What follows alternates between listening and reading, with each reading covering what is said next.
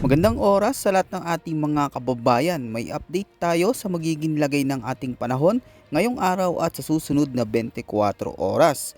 May namomonitor kaya na panibagong sama ng panahon na posibleng pumasok sa loob ng Philippine Area of Responsibility sa mga susunod na araw o linggo. Sabay-sabay nating alamin lahat yan mga kababayan.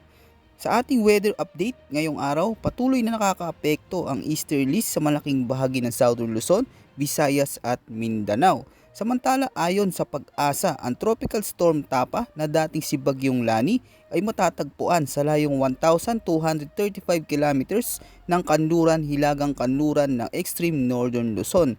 Taglay nito ang lakas ng hangin umaabot sa 65 km kada oras malapit sa gitna at may bugso na umaabot hanggang 105 km kada oras.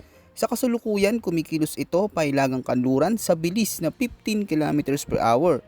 Para sa ating forecast, weather conditions sa Bicol Region, Eastern Visayas, Caraga at Quezon, inaasahan na maulap na kalangitan na may kalat-kalat na pag-ulan, pagkulog at pagkidlat dulot ng easterlies.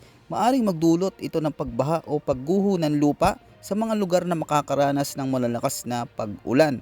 Sa Metro Manila, Mimaropa, Calabarzon at nalalabing bahagi ng Visayas at Mindanao, magiging bagyang maulap hanggang maulap na kalangitan na may mga panandaliang pag-ulan o pagkulog at pagkidlat. May banta ito ng posibleng flash floods o landslides tuwing may malalakas na thunderstorms. Samantala sa nalalabing bahagi ng Luzon, asahan ang bagyang maulap hanggang maulap na kalangitan na may mga kalat-kalat na pag-ulan, pagkulog at pagkidlat, lalo na pagsapit ng hapon at gabi. Dulot naman ito ng umiiral na localized thunderstorms. Asahan din ang posibleng pagbaha o landslides lalo na kung magdadala ito ng malalakas na buhos ng ulan. Ayon naman sa ipinapakita ng mga international weather models gaya ng GFS, wala pa tayong nakikitang mabubuong low pressure system para sa linggong ito. Pero sa susunod na weekend, may posibilidad na mabuo ang isang low pressure area sa silangan sa labas ng Philippine Area of Responsibility.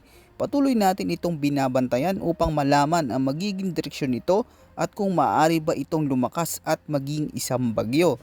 Malaga rin tandaan kahit walang bagyo sa loob ng ating teritoryo, hindi ibig sabihin ay ligtas na tayo sa epekto ng masamang panahon. Ang pag-iral ng easterlies at southwest monsoon o habagat ay sapat na upang magdala ng malalakas at biglaang pag-ulan sa iba't ibang bahagi ng bansa na maaaring magdulot ng mabilis na pagbaha lalo na sa mga mababang lugar at sa mga kababayan natin na malapit sa ilog at kabundukan na madaling tamaan ng landslide. Sa ganitong panahon ng mabilis na pabago-bagong klima, mabilis mag-iba ang galaw ng mga weather systems. Ang mga umiiral na localized thunderstorms at habagat ay maaaring magdala ng malakas na hangin, matinding buhos ng ulan at pagkidlat.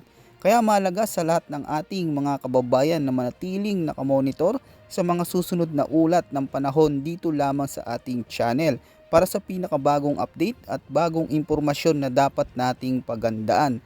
Huwag kalimutang mag-ingat, yan muna ang ating pinaka-latest weather update at ulat panahon. Ito po ang inyong weather forecast ng bansa. Maraming salamat po at maging alerto ngayong nakakaranas tayo ng sunod-sunod na pag-ulan.